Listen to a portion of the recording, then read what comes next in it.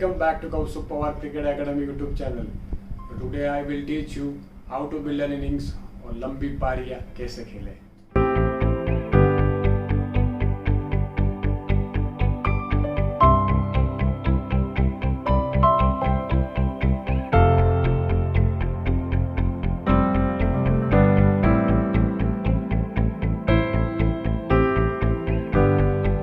First point is visualization. तो visualization कब करना चाहिए? ये आप मैच के पहले सुबह कर सकते हो या एक दिन पहले सोने के वक्त कर सकते हो. तो आई विल प्रीफर सोने के वक्त करो, क्योंकि वो टाइम में सब शांत रहते हैं, का बाहर से कुछ आवाज़ नहीं आती है. और जब आप ग्राउंड में जाते हो तो वहाँ पे बच्चे भागते रहते हैं या को किसी ना किसी टीममेट्स का आवाज़ आता रहेगा, तो आपको डिस्टर्बेंस होगा. तो इस बेटर आप एक दिन पहले जब रात को सोने के वक्त ये विजुअलाइजेशन करते हैं तो आप प्रिपरेशन बहुत अच्छे से कर पाओगे. और विजुअलाइजेशन कैसा करना है इसके लिए मैं अलग से वीडियो बनाऊंगा, क्योंकि ये बहुत इम्पोर्टेंट चीज़ है और अगर ये आप सीख जाओगे तो आपको ये बहुत काम में आएगा. Second point is read the pitch and plan accordingly. जब आप मैच खेलने जाते हो उस समय आप पिच परखने जाते हो, तो वो टाइम आपको देखना है कि पिच कैसा है. आपने देखा होगा कि टेस्ट मैचेस में सब कैप्टन पिच देखते हैं, उसके बाद डिसाइड करते हैं क्या करना है, और बहुत सारे बैट्समैन जो है वहाँ पे विजुअलाइज करते हैं. तो आपको भी वही करना है. स्टंप के सामने खड़े होकर आपको विजुअलाइज करना है कि ये पिच पे कौन से शॉट्स बनते हैं. अगर ये पिच हार्ड है जहाँ पे बाउंस होगा तो मोस्टली आपको पुल शॉट, स्क्वायर कट और बैक फुट ड्राइव शॉट मिलेंगे. अगर ये पिच में बाउंस नहीं है, लो बाउंस है, तो आपको रेडी रहना है फ्रंट फुट के लिए. तो आपको विजुअलाइज करना है. तो ये आपको एक प्लस पॉइंट देता है मैच के पहले ही. Third point is focus, how to concentrate. Okay, this is the biggest problem. ये बहुत बड़ी समस्या है कि बहुत प्लेयरों को कॉन्सेंट्रेशन नहीं होता. तो उसके लिए यही प्रॉब्लम है कि उन्हें बहुत सारे थॉट्स आते हैं. तो थॉट्स रोकने के लिए आपको क्या करना चाहिए? तो बिफोर एवरी बॉल आपको डीप ब्रीदिंग करना है. अगर आप डीप ब्रीदिंग करते हो तो आप अपने थॉट्स को कंट्रोल करते हो. तो ये आप स्टार्ट करोगे तो आपके थॉट्स बहुत कम हो जाएंगे. और जितना आप प्रैक्टिस करोगे या फिर मेडिटेशन करोगे या प्राणायाम करोगे, उतना आपका थॉट्स कम होते जाएंगे. क्रिकेट में फोकस बढ़ाना इम्पोर्टेंट नहीं है. कब करना है आपको पता होना चाहिए. जब बॉलर भाग के आता है, जरूरी नहीं कि वो जब भागना शुरू कर देता है, रनअप शुरू कर देता है, वो टाइम में आपको फोकस करने की ज़रूरत नहीं है. जब बॉलर जंप लेता है आपको वो टाइम में फोकस करना ज़रूरी है. तो इसलिए आप मेंटली थक नहीं जाते हो. आप मेंटली थक नहीं जाते तो ये चांस होता है आप बड़ी इनिंग खेल सकते हो. अगर आप फोकस बहुत ज़्यादा करोगे तो आप मेंटली टायर्ड हो जाते हो और आप अपना विकेट फेंक के आउट हो जाते हो. फोर्थ पॉइंट है read the bowlers and plan accordingly. आपको बॉलर्स रीड करना है. अगर आप ओपनिंग बैट्समैन हो, अगर आपको पता है सामने वाले बॉलर्स क्या करते हैं तो फिर ठीक है. अगर नहीं पता है तो आपको थोड़ा टाइम लेना ज़रूरी है. जब भी कोई नया बॉलर आता है तो आपको पता नहीं रहता वो बॉलर क्या करेगा, इन स्विंग डालेगा, आउट स्विंग डालेगा, उसके पास वेरिएशन कौन से आपको पता नहीं रहता है. तो आपको थोड़ा टाइम निकालना पड़ता है. और अगर कोई मिडिल ऑर्डर बैट्समैन है, बाहर से देख सकते हैं कि बॉलर क्या क्या कर रहे हैं. अगर उनके पास वीडियो है मैच के तो देख सकते हैं. जैसे कि फर्स्ट क्लास मैचेस या इंटरनेशनल मैचेस में वीडियो एनालिस्ट रहते हैं, परफॉर्मेंस एनालिस्ट रहते हैं, तो हम वहाँ वीडियो देखते हैं. बोले आज ये बॉलर क्या डाल रहा है आपको मालूम पड़ जाता है. तो आप वहाँ रीड कीजिए और उस अकॉर्डिंगली आप प्लान कीजिए कि इनिंग्स कैसा खेलना है. So fifth point is small target. आपको स्मॉल टारगेट, छोटे छोटे टारगेट लेना है. जैसे कि पहले 10 रन या फिर 5 ओवर. तो पहले वो टारगेट आपका पार होने के बाद आपको इंटरवल जो ब्रेक होता है, जैसे कि ड्रिंक्स ब्रेक, लंच टाइम, उसके बाद में वापस ड्रिंक्स ब्रेक, जो भी ब्रेक्स आते हैं आपको वो टारगेट करना है. अगर आप पूरा दिन का टारगेट करोगे तो वो बहुत डिफिकल्ट होता है. आपको लगता है पूरा दिन ईजी है पर ऐसा नहीं है. तो आपको छोटा छोटा टारगेट पूरा करना है.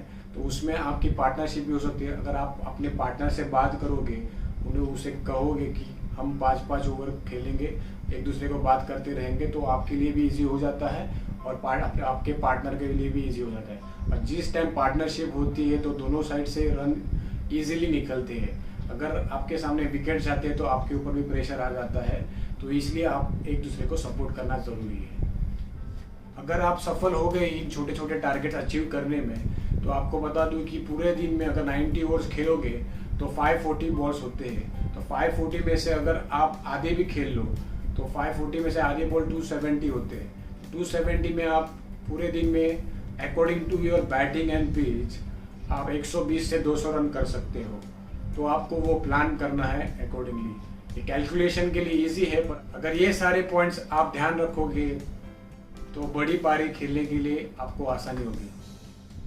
अगर आप बैटिंग में पॉजिटिव इंटेंट रखोगे, जो मारने वाला है आप आराम से कनेक्ट कर सकते हो।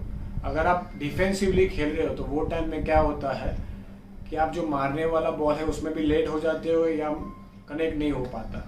तो इसलिए हमेशा पॉजिटिव इंटेंट से बैटिंग करना ज़रूरी है। 7th point is play on your strength. आपको अपना स्ट्रेंथ पता होना चाहिए। अगर आपका वीकनेस कुछ है तो वो मैच के वक्त वो नहीं करना चाहिए। आपको हमेशा आपके स्ट्रेंथ के ऊपर, अगर आपका स्ट्रेंथ है ऑफ साइड और लेग साइड आपको नहीं जमता, तो आप हमेशा वेट कीजिए कि आपको बॉल वहाँ है। कि लॉन्गर फॉर्मेट में बॉलर ट्राई करता है विकेट निकालने, अगर आप विकेट नहीं दोगे और पेशेंस रखोगे तो वो ट्राई अलग चीज़ करते ही रहेगा। तो आपको पेशेंस नहीं खोना है और आपको अपने स्ट्रेंथ के ऊपर ही खेलना है। और एक एग्जांपल देता हूँ कि अगर आपका पुल शॉट अच्छा नहीं है और बॉलर बाउंसर डालता है, तो अगर आपको पुल शॉट और अपर कट नहीं आता है तो वो टाइम में छोड़ते रहिए, क्योंकि ओवर में मैक्सिमम दो बाउंसर डाल सकते हैं। तो बाकी के 4 बॉल उनको स्टंप में या बाकी के लेन में डालना ज़रूरी है। तो वो 4 बॉल में आप ट्राई कीजिए रन्स करने के लिए। Running between the wickets, one of my favourite is running between the wickets, because मैं जब भी खेला हूँ रनिंग बिटवीन द विकेट्स में बहुत सारे रन्स किए। अगर आप क्विक सिंगल्स 1 के 2, 2 के 3 भागोगे तो पूरे दिन में आप 15 से 20 आपके रन टैली में ऐड करोगे। अगर आप 80-90 पे आउट होते हो तो अगर आप रनिंग बिटवीन द विकेट अच्छे करोगे तो ये आपके सेंचुरी में कन्वर्ट हो सकते हैं। तो इसलिए रनिंग बिटवीन द विकेट्स बहुत इंपॉर्टेंट है। और ये सामने वाले टीम के फील्डर्स को भी प्रेशराइज करती है। अगर वो प्रेशर में मिस फील्ड करने के भी चांसेस ज़्यादा बढ़ जाते हैं, तो उसमें आपको एक्स्ट्रा रन्स ऐड हो सकते हैं। अगर आपका पार्टनर स्लो है तो उस हिसाब से आपको भागना ज़रूरी है, या फिर दोनों में से कोई ना कोई रन आउट हो सकता है। तो आपको वो सोच समझ के भागना ज़रूरी है। Last point is fitness. Fitness एक बड़ा रोल प्ले करता है बड़ी पारियाँ खेलने के लिए। तो आपको हमेशा याद रखना है कि फिटनेस अगर आपका अच्छा नहीं रहेगा तो डिफ़िकल्ट है बड़ी पारियाँ खेलना। आप कम बॉल में बड़ा स्कोर कर सकते हो, पर ये कंसिस्टेंसी नहीं रहेगी। तो अगर आपका फिटनेस अच्छा है तो आपकी कंसिस्टेंसी बढ़ जाती है, क्योंकि अगर आप फिट नहीं हो तो आपका कंसंट्रेशन लेवल ड्रॉप हो जाता है। अगर कंसंट्रेट नहीं कर पाते हो तो परफॉर्मेंस में लैग करोगे। तो अगर फिटनेस आपकी अच्छी रहेगी तो आप बड़ी पारियाँ खेल सकते हो। आपको बार बार आपको हाइड्रेट करना ज़रूरी है, क्योंकि हम बार बार खेलते हैं, स्वेट निकलता है और डिहाइड्रेट होते हैं। तो वो टाइम में बार बार जब भी वक्त मिले आपको मैच में, आप खुद को हाइड्रेट करते रहिए। बड़ी पारियाँ खेलने के लिए आपको बहुत सारी मैच प्रैक्टिस की ज़रूरत होती है। तो मैं कहूँगा कि आप जितना मैच खेलोगे उतना आपको मैच सिचुएशन में कैसा खेलना है उसका आइडिया आ जाएगा, आपको एक्सपीरियंस बढ़ेगा और आपके लिए थोड़ा मैच में खेलना इजी हो जाएगा, क्योंकि आप ऑलरेडी प्रिपेयर हो मैच सिचुएशन के लिए।